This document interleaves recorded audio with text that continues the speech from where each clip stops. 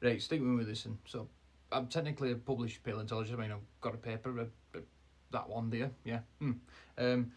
But so I'm going to start telling the authors, the co-authors and all, of Zietlow et al. 2026 how to do their paper. Kind of. A bit. It's all a bit daft in it, but stick with me. I think it'll be interesting. Let's go. How's it going, everybody? Show Mo's Open Steel Tylosaurus Yorkshire, and I thought I'd do an interesting, weird video today. So today's video, what we're going to do is we're going to rename all the previously Tylosaurus species that used to be Tylosaurus, but they're not Tylosaurus according to Zietlow et al. 2026. You are not making sense still. You're the prognathodon of Russellosaurina. You should be ashamed of this then. Eh? You take that back. So, Tylosaurus, well, in which case the context of the video would be there's just one Tylosaurus. But anyways, stick with me. So, Tylosaurus, the genus overall, was a Tylosaurine Russellosaurina mosasaurid. I know, classification is hard, I'm really sorry, but we have to break it down nice and easy. So this animal could range up to about 13 metres, some of the larger species, including the newly named Tylosaurus rex, the one I was talking about in one of my last videos. Big fella, used to be Tylosaurus prorega, but now Tylosaurus prorega is probably only about 9 metres long, and then the smaller ones, like Tylosaurus napoleonicus. You catch me drift. It's a famous mosasaur that's known for the the knobs on its face.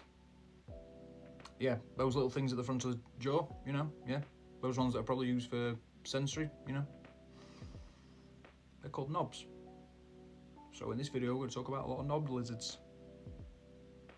But yeah, the 2026 paper by Zietlow et al. That basically re-examined, reanalysed and named a new species of Tylosaurus based off of previously assigned Tylosaurus prorega specimens from Texas and Kansas into Tylosaurus rex, so still with me, also presented a couple of little things.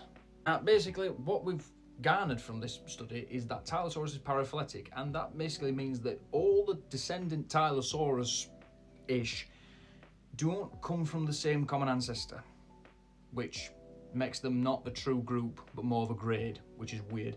But then Hanosaurus, which was previously Tylosaurus, is now valid and is a monophyly within Tylosaurus. It's daft. It's daft. It don't make sense, but it's daft. Oh, and the Tylosaurus saskatchewanensis and Hanosaurus numerilli are probably Hanosaurus pempenensis. And Hanosaurus pubica is still valid. So basically what we're going to do is I'm going to be daft and do some informal names for Tylosaurus, that used to be Tylosaurus, and hopefully maybe these will get published as proper names, because I think they're blooming fantastic, I do, personally, because I come up with them myself. Hey. And the number one ground rule I've got is that Tylosaurus rex has still got to be T-Rex. So it won't be Tylosaurus, something else. I'll leave that till last. Anticipation. So first of all, we're going to go way back to the start of Tylosaurus with the upper Turonian species known as Tylosaurus imbenensis. Now this animal lived in Angola possibly about 92.1 million years ago and ranged from about 4 to 6 metres in length, so decent size, crocodilian size Tylosaurian. So for this one, because it's very early on in Tylosaurus, it's not Tylosaurus anymore, but that's for the most part of a lot of these, I'm going to call this animal Eotylosaurus, the dawn knob lizard. That's an innuendo if I do say so. I'm ashamed of you for thinking it as well. Now, this specimen is the famous Mexican Tylosaurus skull that, well, it doesn't really have an affiliation, it's just Tylosaurus sp, but has been suggested to possibly be related to Tylosaurus kanzanensis. It dates to the Upper Turonian about 90 million years ago. Again, like I said, Mexico, so I've estimated this animal to be about 4.5 metres in length. It's a decent sized crocodilian sized fella. So for the genus name, I've gone for Kukulkan, which is actually based on a serpent deity from Mayan culture. It'd be brilliant if it was Satan, Super Saiyan. But so I've gone for this because I just thought it was really cool, and that's about it. I've gone for Kukulkan. I don't know if that's actually been used as a genus name. If it has, then oops, that's my bad. I'd be daft. Tylosaurus napolocus. Now, this animal ranged from the upper Conocene to the lower Santonian about 86 to 85 million years ago, possibly, particularly in Kansas. Large specimens range from about 5 to 7 meters to even up to 9 meters, some of the largest specimens, some of the later specimens. So, Tylosaurus napolocus, I've gone for Miriamosaurus napolocus, and this is after Miriam, who actually transferred Tylosaurus, particularly Tylosaurus napolocus, from Lyodon into Tylosaurus. So it's in honour of that fella there. Miriamosaurus, I like it. It's a nice roll off the tongue, you know, that's pretty good, that. Now, you're probably going to be a bit confused when I say that we're going to include Tylosaurus kanzanensis in this, because I've always said, well, Tylosaurus kanzanensis is just a synonym of a napolocus. Well, synonymy is a bit of a... But no, Tylosaurus kanzanensis apparently could be valid now. Several characteristics actually separated from Tylosaurus napolocus. But anyways, I'm getting off topic. This animal, again, ranged about the same length of time and same place as Tylosaurus napolocus. Maybe this animal was niche partitioning. Up to 4 to 5 meters in length, this animal was a bit smaller than Tylosaurus napolocus. So for the name for this animal, again, we're only changing the genus name. We're going to go for Vihenotaxosaurus, and this is sort of an anglicised translation of Southern Chene. I apologise if I butchered that. Chene language meaning for scarred warrior, in reference to this specimen, because I don't know if you noticed, but this specimen, his neck is knackered. His neck is a 45 degree, which is kind of why I'm sat at a daft degree on his head. It's relating to the fact that his neck is all knackered up. Yeah. Anyways, let's get on to the next Tylosaurus and knacker that one's neck up. I think maybe, I don't know. Tylosaurus pruriga, the type species, lived from the upper Santonian to the lowermost Campanian, so about 84 to 83.6 million years ago, possibly, and distributed across the US. Larger specimens now didn't range from about 13 meters, but actually 9 meters, so there's been a bit of a downgrade for this fella, unfortunately. So we're going to call this one that...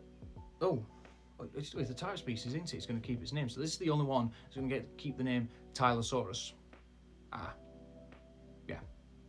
Anticlimactic there. Now, I know that Tylosaurus borealis from the Santonian about 84 million years ago from Canada and had a length of about up to 8 meters probably isn't well valid because it's informal, but hey ho, I'm going to name it anyways. So we're going to go for that word. I'm going to try and pronounce it Pusquancasaurus borealis. Butchered that, I'm sorry. I butchered that with a rusty knife, that. I do apologise. But unfortunately, it seems like Rempetetel 2025 thinks that this could be just a juvenile Tylosaurus pruriga. So this entry might be a bit, well, ironically, invalid. Synonymy is such a byproduct of better data keeping. I didn't realise we moved on to the next one. Well, what do you think I've been saying this entire time? Oh, you thought I was saying that synonymy was that. Oh, no. No. I'm a lot more classy than that. Anyways, we've come to the end. So we've got Tylosaurus rex here from the lower to middle Campanian of Texas and Kansas. So ranged from about 83.5 to 77 million years ago, or in the paper it was 77 to 83.5 million years ago. I ain't forgot that. Ranged up to 13.2 meters in length. Ironically, T-Rex size for this T-Rex here. T-Rex, I'm not clarifying. Now, for this one, I decided to delve into the paper and sort of reference back to John Thurman's acknowledgement that these Tylosaurus pruriga, that now Tylosaurus rex, are a distinct species from the Tylosaurus pruriga across the United States. And I've gone for the informal species name and put it in the genus. So we can now call this fella T-Rex, but we're going to call him Thalassotyrannus rex. Zietlow, Amelia Zietlow is going to hate me for that. She's going to hate me for that. But hope you enjoyed this video. Hope you like the names. And hey guys, Zietlow and Co. You should really use these in your next paper. They're really good names. Anyways guys, hope you enjoyed this video. See you later. Ta-da. Bye.